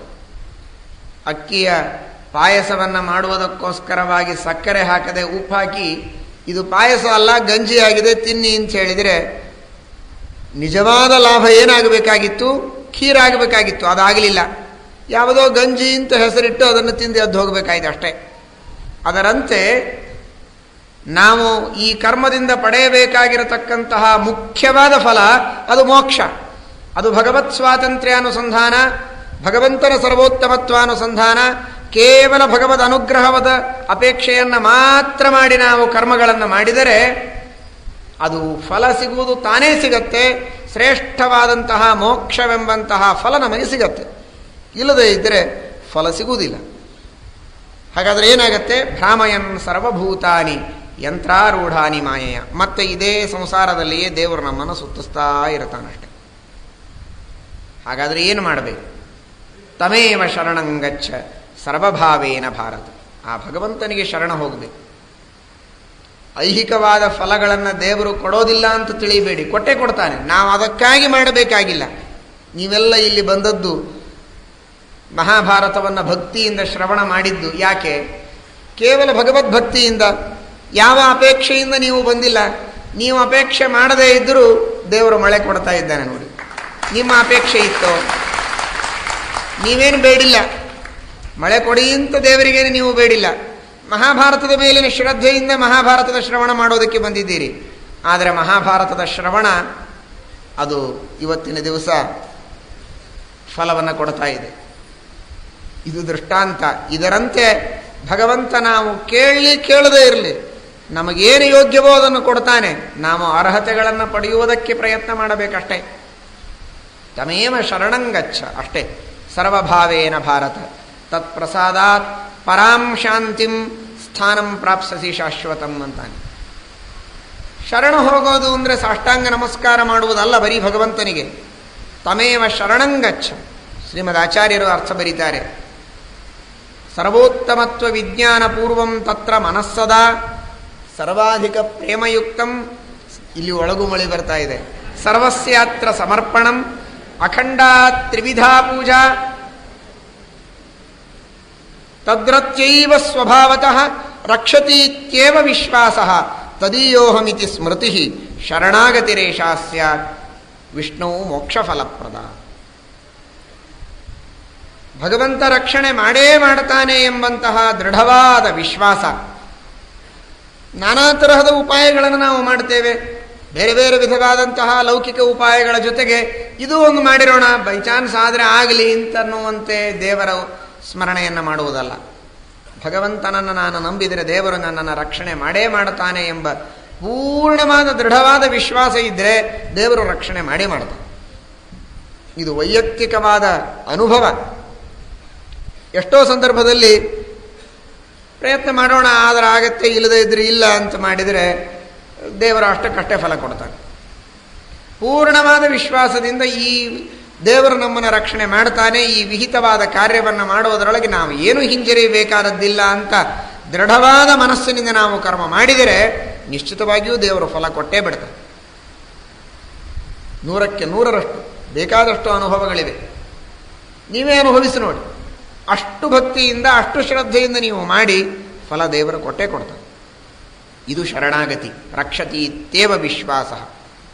ಆ ವಿಶ್ವಾಸ ಮನಸ್ಸಿನಲ್ಲಿ ಗಟ್ಟಿಯಾಗಿತ್ತು ಅಂತಾದರೆ ಭಗವಂತ ರಕ್ಷಣೆ ಮಾಡ್ತಾನೆ, ಅನುಗ್ರಹ ಮಾಡ್ತಾನೆ. ಇದರಂತೆ ಸರ್ವೋತ್ತಮತ್ವ ವಿಜ್ಞಾನಪೂರ್ವಂ ತತ್ರ ಮನಸ್ಸದ. ಆ ಭಗವಂತನ ಸರ್ವೋತ್ತಮತ್ವವನ್ನು ತಿಳಿದು ಅವನಲ್ಲಿ ಮನಸ್ಸಿಡಬೇಕು. ದೈಹಿಕವಾಗಿಯೂ ವಾಚಿಕವಾಗಿಯೂ ಮಾನಸಿಕವಾಗಿಯೂ ಮಾಡುವ ಎಲ್ಲ ವಿಹಿತವಾದ ಕರ್ಮಗಳನ್ನು ಪೂಜಾರೂಪದಲ್ಲಿ ಸಮರ್ಪಣೆ ಮಾಡಬೇಕು. ಮಾನಸಿಕವಾಗಿ ಮಾಡುವ ಭಗವದ್ಧ್ಯಾನ, ಅಥವಾ ಇನ್ನಿತರ ಅನೇಕ ವಿಧವಾಗಿರತಕ್ಕಂತಹ ಸದ್ಭಾವನೆಗಳು, ಪರೋಪಕಾರ ಮಾಡಬೇಕು, ದೊಡ್ಡವರಲ್ಲಿ ಭಕ್ತಿ ಮಾಡಬೇಕು, ದೇವತೆಗಳಲ್ಲಿ ಶ್ರದ್ಧೆ ಮಾಡಬೇಕು, ಈ ವಿಧವಾದ ಸದ್ಭಾವನೆಗಳು ಮಾತಿನಿಂದ ಮಾಡುವ ಸ್ತೋತ್ರ, ಪ್ರವಚನ, ಪಾಠ, ಪಾರಾಯಣ ಹಾಗೂ ದೇಹದಿಂದ ಮಾಡತಕ್ಕಂತಹ ಭಗವಂತನ ಇನ್ನಿತರ ಪೂಜಾದಿ ಕರ್ಮಗಳು, ಯಜ್ಞಯಾಗಾದಿಗಳು, ಇವುಗಳೆಲ್ಲವನ್ನೂ ಕೂಡ ತಪ್ಪದೇ ನೆನಪಿನಿಂದ ಭಗವಂತನಿಗೆ ಸಮರ್ಪಣೆ ಮಾಡಬೇಕು. ಇದು ಶರಣಾಗತಿ ಅಂತನಿಸಿಕೊಳ್ಳುತ್ತದೆ. ಇಂತಹ ಶರಣಾಗತಿಯನ್ನು ಯಾರು ಮಾಡುತ್ತಾರೋ ಅವರಿಗೆ ಭಗವಂತ ಮೋಕ್ಷವನ್ನು ಕೊಡ್ತಾನೆ ಎಂಬುದಾಗಿ ಕೃಷ್ಣ ಪರಮಾತ್ಮ ಹೇಳ್ತಾನೆ. ಇದು ಬಹಳ ಸುಲಭ ಅಂತ ಅನ್ನಿಸ್ತದೆ. ಮಾಡಿದ ಪ್ರತಿಯೊಂದು ಕರ್ಮಗಳನ್ನು ನಾವು ದೇವರಿಗೆ ಸಮರ್ಪಣೆ ಮಾಡಬೇಕು ಅನ್ನುವಂತಹ ಒಂದು ಮಾತೇನು ಉಂಟಲ್ಲ, ಈ ಹಂತವನ್ನು ನಾವು ಮುಟ್ಟೋದಕ್ಕೆ ಎಷ್ಟು ಜನ್ಮಗಳನ್ನು ಕಳೆಯಬೇಕಾಗುತ್ತೋ ಗೊತ್ತಿಲ್ಲ. ಆದರೆ ಅದಕ್ಕಾಗಿ ಸತತವಾಗಿ ಪ್ರಯತ್ನಶೀಲರಾದರೆ ಆ ಸಾಧನೆಯನ್ನು ನಾವು ಮಾಡಲಿಕ್ಕಾಗತ್ತೆ. ಇಲ್ಲದೇ ಇದ್ದರೆ ಅವರನ್ನು ತ್ರೈವಿದ್ಯರು ಅಂತ ಕರೀತಾರೆ ಶ್ರೀಮದಾಚಾರ್ಯರು. ಕೇವಲ ಸತ್ಕರ್ಮಗಳನ್ನು ಮಾಡಿ ಆದಾವಂತೇಚ ಮಧ್ಯೇಚ ವಿಷ್ಣು ಸ್ಮರಣವನ್ನು ಮಾಡದೆ, ಭಗವಂತನಿಗೆ ಸಮರ್ಪಣೆ ಮಾಡದೆ ನಾವು ಹಾಗೆ ಬಿಟ್ಟು ಬಿಟ್ಟರೆ ಅದು ತ್ರೈವಿದ್ಯರು ಅಂತಾರೆ. ಕೇವಲ ಸ್ವರ್ಗಾದಿಗಳಾಗತ್ತೆ ಅಷ್ಟೇ, ಅವರಿಗೆ ಮೋಕ್ಷ ಆಗುವುದಿಲ್ಲ. ಅಂತಹ ಮೋಕ್ಷವನ್ನು ನಾವು ಪಡೆಯಬೇಕಾಗಿದ್ದರೆ ಶರಣಾಗತಿಯನ್ನು ಮಾಡಲೇಬೇಕು. ಅದರಿಂದಲೇ ಭಗವಂತ ನಮಗೆ ಮೋಕ್ಷವನ್ನು ಕೊಡ್ತಾನೆ. ಆ ವಿಧವಾಗಿರತಕ್ಕಂತಹ ಶರಣಾಗತಿಯನ್ನು ಮಾಡಿ ವಿಹಿತವಾದ ಯಜ್ಞದಾನ ತಪಸ್ಸುಗಳನ್ನು ಅನುಷ್ಠಾನ ಮಾಡಿದಾಗ ನಾವು ನಿಜವಾಗಿ ಭಗವದ್ಗೀತೆಯ ಸಂದೇಶವನ್ನು ಪರಿಪಾಲನೆ ಮಾಡದಂತೆ ಆಗುತ್ತೆ. ಇದೇ ಗೀತೆಯ ಸಾರ, ಇದೇ ಗೀತೆಯ ರಹಸ್ಯ ಎಂಬುದಾಗಿ ಶ್ರೀಕೃಷ್ಣ ಪರಮಾತ್ಮ ಭಗವದ್ಗೀತೆಯ ಉಪದೇಶವನ್ನು ಅರ್ಜುನನಿಗೆ ಮಾಡಿ ಉಪಸಂಹಾರವನ್ನು ಮಾಡ್ತಾ ಇದ್ದಾನೆ. ಈ ರೀತಿಯಾದ ಸಂದೇಶವನ್ನು ನಾವು ತಿಳಿದುಕೊಂಡು ನಮಗೆ ವಿಹಿತವಾದಂತಹ ಯಜ್ಞವನ್ನು, ದಾನವನ್ನು, ತಪಸ್ಸನ್ನು, ಬ್ರಹ್ಮಚರ್ಯವನ್ನು, ವ್ರತನೇಮ ಉಪವಾಸಾದಿಗಳನ್ನು ಮಾಡಿ ಅದನ್ನು ಭಗವಂತನ ಪೂಜಾರೂಪವಾಗಿ ಸಮರ್ಪಣೆ ಮಾಡಬೇಕು ಎಂಬುದಾಗಿ ತಿಳಿದು ಇವತ್ತಿನ 2 ಮಾತುಗಳನ್ನು ಮುಗಿಸೋಣ. ಶ್ರೀಕೃಷ್ಣ. ದೇವರ ಇಚ್ಛೆ ಇರಲಿಲ್ಲ, ಇವನಿಗೆ ಇಚ್ಛೆ ಮಾಡಿಸಬೇಕು, ಇಷ್ಟೇ ದೇವರ ಇಚ್ಛೆ ಇತ್ತು, ಅದು ಪೂರ್ಣ ಆಯಿತು. ನಾವು ಇಚ್ಛೆ ಮಾಡಿದ್ವಲ್ಲ, ನಾವು ಇಚ್ಛೆ ಮಾಡಿಬಿಟ್ರೆ ಇವನ ಕಡೆಯಿಂದ ಇಚ್ಛೆ ಮಾಡಿಸಬೇಕು ಅನ್ನುವಂತಹ ಇಚ್ಛೆ ಏನು ದೇವರಿಗಿತ್ತೋ ಆ ಇಚ್ಛೆ ಪೂರ್ಣ ಆದ ಹಾಗಾಯ್ತು. ಉದಾಹರಣೆಗೆ ಇಬ್ಬರಿರ್ತಾರೆ, ಸುಮ್ಮನೆ ತಿಳಿದುಕೊಳ್ಳಿ, ದೃಷ್ಟಾಂತಕ್ಕೆ ಹೇಳ್ತೇನೆ. ಇಬ್ಬರಿರ್ತಾರೆ, ಇಬ್ಬರೂ ಕೂಡ ಮತ್ತೆ ಇಲ್ಲಿ ಈ ಪಂದ್ಯದಲ್ಲಿ ಭಾಗವಹಿಸಬೇಕು ಅಂತ ಇಚ್ಛೆ ಇರ್ತದೆ. ಒಬ್ಬನಿಗೆ ಗೆಲುವು ಕೊಡಬೇಕು, ಇನ್ನೊಬ್ಬನಿಗೆ ಸೋಲು ಕೊಡಬೇಕು ಅಂತ ಒಬ್ಬನಿಗೆ ಇಚ್ಛೆ ಇರ್ತದೆ. ಆ ಪಂದ್ಯದಲ್ಲಿ ಭಾಗವಹಿಸಬೇಕು ಅಂತ ಇಚ್ಛೆ ಇದೆ, ಆದರೆ ಅವನು ಗೆಲ್ಲಬೇಕು ಅಂತ ಇಚ್ಛೆ ಇಲ್ಲ. ಉದಾಹರಣೆಗೆ ದ್ರೋಣಾಚಾರ್ಯರಿಗೆ ಅರ್ಜುನ ಹಾಗೂ ಇನ್ನೊಬ್ಬ, ಇವರಿಬ್ಬರೂ ಪಂದ್ಯದಲ್ಲಿ ಭಾಗವಹಿಸಲಿ, ಅರ್ಜುನ ಗೆಲ್ಲಲಿ. ಏನ್ರಿ ದ್ರೋಣಾಚಾರ್ಯರ ಶಿಷ್ಯರೇ ಮತ್ತು ದ್ರೋಣಾಚಾರ್ಯರೇ ವಿದ್ಯೆ ಕೊಟ್ಟದ್ದು, ಆದರೂ ಕೂಡ ಇವನು ಸೋತ ಅಂದರೆ ಅದು ದ್ರೋಣಾಚಾರ್ಯ ಸೋತಾಗೆ ಆಯ್ತಲ್ಲ. ಅಂದರೆ ದ್ರೋಣಾಚಾರ್ಯರು ಇಬ್ಬರಿಗೂ ವಿದ್ಯೆಯನ್ನು ಕೊಟ್ಟಿದ್ದರೂ ಕೂಡ 3 ಲೋಕಕ್ಕೆ ಏಕೈಕ ಧನುರ್ಧಾರಿ ಅಂತ ಪ್ರಸಿದ್ಧನಾಗಿ ಗೆಲ್ಲಬೇಕು ಅಂತ ಇಚ್ಛೆ ಮಾಡಿದ್ದು ಅರ್ಜುನನ ಬಗ್ಗೆ ಮಾತ್ರ, ಇನ್ನೊಬ್ಬನ ಬಗ್ಗೆ ಮಾತ್ರ ಅಲ್ಲ. ವಿದ್ಯೆ ಇಬ್ಬರೂ ಕಲಿಯಲಿ, ಅರ್ಜುನ ಗೆಲ್ಲಲಿ ಅಂತೇ ದ್ರೋಣಾಚಾರ್ಯರ ಇಚ್ಛೆ. ಇಬ್ಬರೂ ಗೆಲ್ಲಲಿ ಎಂಬ ಇಚ್ಛೆಯಿಂದ ಅವರು ಪ್ರಯತ್ನ ಮಾಡಿದ್ದಾಗ ಒಬ್ಬನು ಗೆಲ್ಲದೇ ಇದ್ದರೆ ಅವರು ಸೋತಾಗಿ. ಸುಮ್ಮನೆ ದೃಷ್ಟಾಂತಕ್ಕೆ. ಹಾಗೆ ಇಬ್ಬರು ವ್ಯಕ್ತಿಗಳಿದ್ದಾರೆ, ಇಬ್ಬರೂ ಇಚ್ಛೆ ಮಾಡ್ತಾರೆ, ಒಬ್ಬನ ಇಚ್ಛೆ ಪೂರ್ಣವಾಗುತ್ತೆ, ಇನ್ನೊಬ್ಬರದು ಪೂರ್ಣ ಆಗುವುದಿಲ್ಲ. ಈ ಸಂದರ್ಭದಲ್ಲಿ ದೇವರ ಇಚ್ಛೆ ಏನಿದೆ ಅಂತ ತಿಳಿಯಬೇಕು ಅಂದರೆ ಇವರಿಬ್ಬರೂ ಇಚ್ಛೆ ಮಾಡಲಿ ಅಂತ ದೇವರ ಇಚ್ಛೆ ಅಷ್ಟೇ. ಆದರೆ ಇವನ ಇಚ್ಛೆ ಪೂರ್ಣವಾಗಲಿ, ಇವನ ಇಚ್ಛೆ ಪೂರ್ಣವಾಗುವುದು ಬೇಡ ಅಂತ ಮತ್ತೊಂದು ದೇವರ ಇಚ್ಛೆ. ಹೀಗಿರುವಾಗ ದೇವರ ಇಚ್ಛೆ ಅಪೂರ್ಣವಾದಂತೆ ಅಲ್ಲ, ದೇವರ ಇಚ್ಛೆ ಪೂರ್ಣವಾದಂತೇನೆ. ಹಾಗಾದರೆ ಹರಿಚಿತ್ತಕ್ಕೆ ಅನುಗುಣವಾದ ಇಚ್ಛೆ ನಮ್ಮದಿದ್ದಾಗ ಮಾತ್ರ ನಮ್ಮ ಇಚ್ಛೆ ಪರಿಪೂರ್ಣವಾಗತ್ತೆ. ಯಾವ ಹರಿಚಿತ್ತಕ್ಕೆ ಯಾವ ಇಚ್ಛೆ ಪೂರ್ಣವಾಗಲಿ ಅಂತ ದೇವರ ಇಚ್ಛೆ ಮಾಡಿರ್ತಾನಲ್ಲ, ಅಂಥ ಇಚ್ಛೆ ನಾವು ಮಾಡಬೇಕು. ಬರೀ ಇವನು ಇಚ್ಛೆ ಮಾಡಲಿ ಅಂತ ಇಷ್ಟೇ ದೇವರ ಇಚ್ಛೆ ಮಾಡಿರ್ತಾನಲ್ಲ, ಆ ಇಚ್ಛೆ ನಾವು ಮಾಡಿಬಿಟ್ರೆ ಫೇಲ್ ಆಗಿಬಿಡುತ್ತೆ. ಇದು ಯಾವಾಗರಿಗೆ ಗೊತ್ತಾಗೋದು ಅಂದರೆ ಇದು ಈಗ ಗೊತ್ತಾಗೋದೇ ಇಲ್ಲ. ಇದು ಮೋಕ್ಷದಲ್ಲೇ ಗೊತ್ತಾಗೋದು. ಕಾಮೇ ನಮೇ ಕಾಮ ಆಗಾತ್. ಭಗವದಿಚ್ಛೆ ಏನಿದೆ ನಮಗೀಗ ಅರ್ಥನೇ ಆಗುವುದಿಲ್ಲ. ಆದ್ದರಿಂದ ನಾವು ಭಗವದಿಚ್ಛೆಗೆ ಅನುಗುಣವಾಗಿ ಕೆಲವು ಸಲ ಮಾಡ್ತೇವೆ, ಪಾಸ್ ಆಗ್ತೇವೆ, ಇಲ್ಲದಿದ್ದರೆ ಫೇಲ್ ಆಗ್ತೇವೆ. ಈಗ ನನಗೆ ಮಾತಾಡಬೇಕು ಅಂತ ಇಚ್ಛೆ ಇದೆ, ನಾನು ಮಾತಾಡ್ತಾ ಇದ್ದೇನೆ, ಹಾಗಾದರೆ ಹೀಗೆ ದೇವರಿಗೆ ಇಚ್ಛೆ ಇದೆ ಅಂತ ಅರ್ಥ. ನಾನು ಇಚ್ಛೆ ಮಾಡಿದೆ, ಅದು ಪರಿಪೂರ್ಣವಾಗಲಿಲ್ಲ, ನಾನು ದೇವರ ಇಚ್ಛೆಗೆ ಅನುಗುಣವಾಗಿ ಮಾಡಿಲ್ಲ ಅಂತ ಅನುಮಾನದಿಂದ ತಿಳಿಯಬೇಕೇ ಹೊರತು ದೇವರ ಇಚ್ಛೆ ನಮ್ಮ ಅನುಭವಕ್ಕೆ ಬರುವುದಿಲ್ಲ.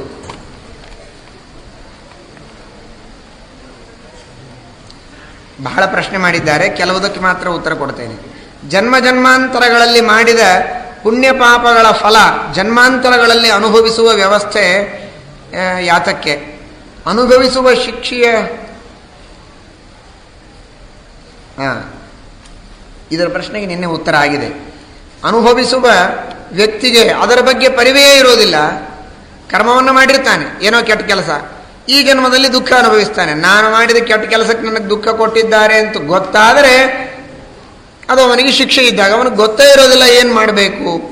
ಅದಕ್ಕಾಗಿಯೇ ಶಾಸ್ತ್ರ ಶ್ರವಣ ಮಾಡಬೇಕು ಅಂತ ನಿನ್ನೆ ಮಹಾಭಾರತ ಹೇಳಿತು. ಶಾಸ್ತ್ರ ಯಾವ ತರಹದ ಕೆಟ್ಟ ಕರ್ಮಗಳಿಗೆ ಏನು ಫಲ ಅಂತ ತಿಳಿಸುವುದಕ್ಕಾಗೇ ಇದ್ದದ್ದು. ಅಂತಹ ಶಾಸ್ತ್ರಗಳ ಅಧ್ಯಯನದ ಮೂಲಕವಾಗಿ ಯಾವ ವ್ಯಕ್ತಿ ತಿಳಿದುಕೊಳ್ತಾನೆ ಅವನಿಗೆ ತಿದ್ದುಕೊಂಡು ಉದ್ಧಾರವಾಗುವ ಸಾಧ್ಯತೆ ಇದೆ. ಇಲ್ಲ ಅಂದರೆ ಬರೀ ಶಿಕ್ಷೆಯನ್ನು ಅನುಭವಿಸ್ತಾ ಇರಬೇಕಷ್ಟೇ, ಅದಕ್ಕೆ ಉಪಾಯ ಇಲ್ಲ. ರೋಗದಿಂದ ಒದ್ದಾಡುವವರು, ಕುರುಡುತನದಿಂದ ಒದ್ದಾಡುವವರು, ಅದನ್ನು ನಿವಾರಿಸುವುದಕ್ಕೆ ಮತ್ತು ಬೇರೆ ಬೇರೆ ಶಸ್ತ್ರಚಿಕಿತ್ಸೆಗಳನ್ನು ಮಾಡಿ, ಐ ಕ್ಯಾಂಪ್ಗಳನ್ನು ಮಾಡಿ ಅವರಿಗೆಲ್ಲ ನೀವು ಒಳ್ಳೆಯದು ಮಾಡಿದರೆ ಇದು ತಪ್ಪಲ್ಲವೇ ಅಂತ. ಯಾಕೆಂದರೆ ಜನ್ಮಾಂತರದಲ್ಲಿ ಅವರು ಪಾಪ ಮಾಡಿದ್ದಕ್ಕೆ ಕುರುಡರಾಗಿರ್ತಾರೆ, ನೀವು ಕಣ್ಣು ಕೊಟ್ಟರೆ ಹೇಗೆ ಅಂತ ಕೇಳಿದ್ದಾರೆ. ಇದನ್ನು ಆ ಕುರುಡರ ಬಗ್ಗೆ ನೀವು ಯಾರು ಪಾಪ ಕೇಳಿದ್ದಾರೆ ಅವರು ಒಳ್ಳೆಯವರಿದ್ದಾರೆ, ಆದರೆ ಬೇರೆಯವರ ಪರವಾಗಿ ಅವರು ಕೇಳಿದ್ದಾರೆ. ಕುರುಡರ ಬಗ್ಗೆ ಮಾತ್ರ ಈ ಪ್ರಶ್ನೆ ಬಂತೇನು? ಹಾಗಾದರೆ ನಿಮಗೆ ಹಸಿವು ಯಾಕಾಗಿದೆ ಅಂತಂದರೆ ಜನ್ಮಾಂತರದಲ್ಲಿ ಪಾಪ ಮಾಡಿದ್ದಕ್ಕೆ ಇವತ್ತು ಹಸಿವಿನಿಂದ ಒದ್ದಾಡ್ತಾ ಇದ್ದೀರಿ. ನಿಮಗೆ ಯಾಕೆ ಅಡುಗೆ ಮಾಡಿ ಊಟಕ್ಕೆ ಹಾಕಬೇಕು? ನಿಮಗೇನಾದರೂ ರೋಗ ಆಗಿದ್ದರೆ ಜನ್ಮಾಂತರದಲ್ಲಿ ಮಾಡಿದ ಪಾಪಕ್ಕೆ ಆಗಿರ್ತದೆ. ದೇವರು ನನ್ನ ಪಾಪಕ್ಕೆ ರೋಗ ಕೊಟ್ಟಿದ್ದಾನೆ ಅಂತ ಮನೆಯಲ್ಲಿ ಕೂಡೋದು ಬಿಟ್ಟು ದವಾಖಾನೆಗೆ ಯಾಕೆ ಹೋಗ್ತೀರಿ? ಆವಾಗ ಈ ಪ್ರಶ್ನೆ ಬರುವುದಿಲ್ಲ. ಇನ್ನೊಬ್ಬರಿಗೆ ಉಪಕಾರ ಮಾಡೋ ಮುಂದೆ ಅಷ್ಟೇ ಇದು ಬರ್ತದ? ಹಾಗಲ್ಲ. ಹಾಗಾದರೆ ಶಾಸ್ತ್ರ ಏನು ಅಂತ ಅವರ ಪ್ರಶ್ನೆ. ಶಾಸ್ತ್ರ ಏನು ಅಂದರೆ ಮೊದಲನೇ ದಿವಸವೇ ನಾನು ಹೇಳಿದೆ, ಇದು ದೇವರ ಜವಾಬ್ದಾರಿ, ನಮ್ಮದಲ್ಲ. ದೇವತೆಗಳು, ದೇವರು ಆಧಿಕಾರಿಕರು, ಅವರ ಜವಾಬ್ದಾರಿ ಇದು. ಯಾರದು ಕೆಟ್ಟ ಕರ್ಮ ಇದೆ ಅದಕ್ಕೆ ತಕ್ಕಂತೆ ದುಃಖಗಳನ್ನು ಕೊಡುವುದಾಗಲಿ ಸುಖವನ್ನು ಕೊಡುವುದಾಗಲಿ ದೇವತೆಗಳು, ದೇವರು ನೋಡ್ಕೋತಾರೆ. ಅದು ಅವರ ಜವಾಬ್ದಾರಿ. ನಾವು ದೇವತೆಗಳಿಗೇನು ಭಾಳ ಸಹಕಾರ ಮಾಡೋದು ಬೇಕಾಗಿಲ್ಲ, ನಮ್ಮ ಹೆಲ್ಪ್ ಬೇಕಾಗಿಲ್ಲ. ನಮಗೇನು ಶಾಸ್ತ್ರ ವಿಧಾನ ಮಾಡಿದೆ ಅಷ್ಟೇ ಮಾಡೋದು ನಮ್ಮ ಕೆಲಸ. ಯೋಗ್ಯನಾದಂತಹ ಸಜ್ಜನ ಕಷ್ಟದಿಂದ ಒದ್ದಾಡ್ತಾ ಇದ್ದಾನೆ ಅಂತಾದರೆ ಅವನ ಕಷ್ಟಗಳನ್ನು ಪರಿಹಾರ ಮಾಡಿ ಅವನಿಗೆ ಉಪಕಾರ ಮಾಡುವುದು ನಿನ್ನ ಕರ್ತವ್ಯ. ಇಷ್ಟನ್ನು ಶಾಸ್ತ್ರ ನಮಗೆ ಹೇಳಿದೆ, ಅದನ್ನು ನಾವು ಮಾಡಬೇಕು. ಹಾಗಾದರೆ ಅವನು ಪಾಪ ಮಾಡಿದ್ದನ್ನು, ಪಾಪಕ್ಕಾಗಿ ದೇವರು ಫಲ ಕೊಟ್ಟಿದ್ದ, ಅದನ್ನು ನಾವು ಮೀರಿ, ದೇವರು ಮಾಡಿದ ಶಾಸನವನ್ನು ಮೀರಿ ನಾವು ಮತ್ತೆ ಉದ್ಧಾರ ಮಾಡಿದಾಗಾಯ್ತಲ್ಲ. ಅವನು ಕುರುಡನಾಗಿದ್ದಾನೆ, ಇದರ ಅರ್ಥ ಜನ್ಮಾಂತರದ ಪಾಪಕ್ಕೆ ದೇವರಿಂದ ಶಿಕ್ಷೆಯನ್ನು ಪಡೆದು ಒದ್ದಾಡ್ತಾ ಇದ್ದಾನೆ. ಡಾಕ್ಟರ್ ಆಪರೇಷನ್ ಮಾಡಿ ಕಣ್ಣು ಕೊಟ್ಟು ಬಿಟ್ಟ ಅಂತಾದರೆ ದೇವರ ಶಾಸನವನ್ನು ಒಬ್ಬ ವೈದ್ಯ ಮೀರಿದ ಹಾಗಾಯ್ತಲ್ಲ. ಇವನಿಗೆ ಅಷ್ಟು ಶಕ್ತಿಯೇ? ಹಾಗಾದರೆ ದೇವರು ಪಾಪ ತನ್ನ ಪಾಪಕ್ಕೆ ಜೀವ ಮಾಡಿದ ಪಾಪಕ್ಕೆ ಫಲ ಕೊಟ್ಟಿದ್ದಕ್ಕೆ ಬೆಲೆನೇ ಇಲ್ಲ ಅಂತಾಯಿತು. ಹಾಗರ್ಥವಲ್ಲ. ಯಾವ ವ್ಯಕ್ತಿಗೆ ಕಣ್ಣುಗಳನ್ನು ದೇವರು ಕೊಟ್ಟಿಲ್ಲ ಅಥವಾ ಬಂದ ಕಣ್ಣಿಗೆ ಪರೆ ಬಂದಿದೆ, ಏನೋ ಒಂದಾಗಿದೆ, ಅದು ಜನ್ಮಾಂತರದ ಪಾಪದಿಂದಲೇ ಆಗಿದೆ ಅಂತ ಒಪ್ಪಿದರೂ ಕೂಡ ಅದಕ್ಕೆ ಇವನು ಶಸ್ತ್ರಚಿಕಿತ್ಸೆಯನ್ನು ಮಾಡಿ ಕಣ್ಣು ಕೊಡ್ತಾನೆ ಅಂದರೆ ಅದಕ್ಕೆ ತಕ್ಕಂತಹ ಪುಣ್ಯವನ್ನು ಅವನು ಮಾಡಿದ್ದಾನೆ ಅಂತ ಅರ್ಥ. ಕೇವಲ ಪಾಪವನ್ನು ಮಾಡಿಲ್ಲ, ಅವನು ಪಾಪವನ್ನೂ ಮಾಡಿದ್ದಾನೆ, ಪುಣ್ಯವನ್ನೂ ಮಾಡಿದ್ದಾನೆ. ತನಗೆ ತಿಳಿಯದೇ ಇದ್ದ ವಯಸ್ಸಿನೊಳಗೆ ಅನೇಕ ವಿಧವಾಗಿರತಕ್ಕಂತಹ ಕಣ್ಣಿಗೆ ಇನ್ನೊಬ್ಬರಿಗೆ ಪೀಡೆಯನ್ನು ಕೊಟ್ಟ, ತೋರಿಸಬಾರದಂತಹ ವಸ್ತುಗಳನ್ನು ತೋರಿಸಿದ, ಕಣ್ಣು ನೋವು ಉಂಟು ಮಾಡಿದ, ಕಣ್ಣಿಗೆ ಏನೋ ಚುಚ್ಚಿದ, ಹೀಗೆ ಬೇರೆ ಬೇರೆ ಪೀಡೆಗಳನ್ನು ಕೊಟ್ಟು ಜನರಿಗೆ ತೊಂದರೆ ಕೊಟ್ಟಿದ್ದಾನೆ ಎನ್ನುವುದಕ್ಕೆ ದೇವರು ಕಣ್ಣು ಕಳೆದ. ಆದರೆ ಅವನಿಗೆ ತಿಳುವಳಿಕೆ ಬಂದ ಮೇಲೆ, ದೊಡ್ಡವನಾದ ಮೇಲೆ, ಇನ್ನೊಬ್ಬರ ಕಣ್ಣಿಗೆ ಪೀಡೆಯಾದದ್ದನ್ನು ಪರಿಹಾರ ಮಾಡಿರ್ತಾನೆ, ಕಣ್ಣಿಗೆ ತಂಪಾದದ್ದನ್ನು ತೋರಿಸಿರ್ತಾನೆ, ಕಣ್ಣಿಗೆ ಹಿತ ಉಂಟು ಮಾಡಿರ್ತಾನೆ, ಉತ್ತಮವಾದ ದರ್ಶನೀಯವಾಗಿರತಕ್ಕಂತಹ ಭಗವಂತನ ಪ್ರತಿಮೆಗಳನ್ನು, ಗ್ರಂಥಗಳನ್ನು ತೋರಿಸಿರ್ತಾನೆ. ಇಂತಹ ಪುಣ್ಯದ ಕೆಲಸನೂ ಮಾಡಿದ್ದಾನೆ, ಪಾಪದ ಕೆಲಸನೂ ಮಾಡಿದ್ದಾನೆ. ಸಣ್ಣವನಿದ್ದಾಗ ಸಣ್ಣವನೋ ದೊಡ್ಡವನೋ ಕೆಲವು ಹೊತ್ತಿನಲ್ಲಿ ಕೆಟ್ಟ ಕೆಲಸ ಮಾಡಿದ, ಕೆಲವು ಸಂದರ್ಭದಲ್ಲಿ ಒಳ್ಳೆಯ ಕೆಲಸ ಮಾಡಿದ. ಹಾಗಾದರೆ ಒಬ್ಬನ ಜೀವನದಲ್ಲಿ ಎರಡು ತರಹದ ಕಾರ್ಯಗಳಾಗಿವೆ. ಇನ್ನೊಬ್ಬರ ಕಣ್ಣಿಗೆ ಪೀಡೆಯನ್ನೂ ಕೊಟ್ಟಿದ್ದಾನೆ, ಇನ್ನೊಬ್ಬರ ಕಣ್ಣಿಗೆ ಹಿತವನ್ನೂ ಮಾಡಿದ್ದಾನೆ. ಹಾಗಾದರೆ ದೇವರ ಜನ್ಮಾಂತರದಲ್ಲಿ ಏನು ಮಾಡ್ಬೇಕು ಅವನಿಗೆ? ಅವನು ಮಾಡಿದ ತಪ್ಪಿಗೆ ಕಣ್ಣು ಕಳೆದದ್ದೂ ಆಯಿತು, ಆಮೇಲೆ ತಿಳುವಳಿಕೆ ಬಂದಾಗ ಇನ್ನೊಬ್ಬರ ಕಣ್ಣಿಗೆ ಹಿತ ಮಾಡಿದ ಪುಣ್ಯದಿಂದ ಕಣ್ಣು ಆಪರೇಷನ್ ಮಾಡಿಸಿ ಒಳ್ಳೆಯದನ್ನು ಮಾಡಿದ್ದೂ ಆಯಿತು. ಅವನ ಪುಣ್ಯ ಪಾಪಗಳನ್ನು ಹೇಗೆ ಹೊಂದಿಸಬೇಕು ಅನ್ನೋದು ದೇವರು ನೋಡ್ಕೋತಾನೆ, ದೇವರು ಹೊಂದಿಸ್ತಾನೆ. ನೀವು ಅದನ್ನೆಲ್ಲ ವಿಚಾರ ಮಾಡಬಾರದು. ಸೇವೆಯನ್ನು ಮಾಡಬೇಕು ಅಂತ ನಮಗೆ ವಿಹಿತವಾದದ್ದರಿಂದ ನಾವು ಮಾಡಬೇಕು ಎಂಬುದಾಗಿಯೇ ಶಾಸ್ತ್ರ ಹೇಳ್ತಾ ಇದೆ. ಇನ್ನೂ ಅನೇಕ ಪ್ರಶ್ನೆಗಳನ್ನು ಮಾಡಿದ್ದಾರೆ. ನಾಳೆ ನಾಡದ್ದು ಕ್ರಮವಾಗಿ ಉತ್ತರವನ್ನು ಕೊಡೋಣ.